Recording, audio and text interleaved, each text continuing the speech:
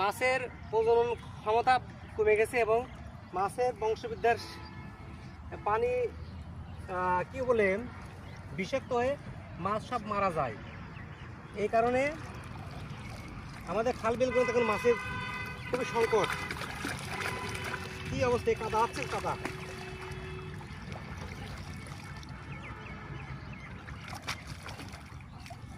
না, মাছ নাই, তাহলে কাদা কাদা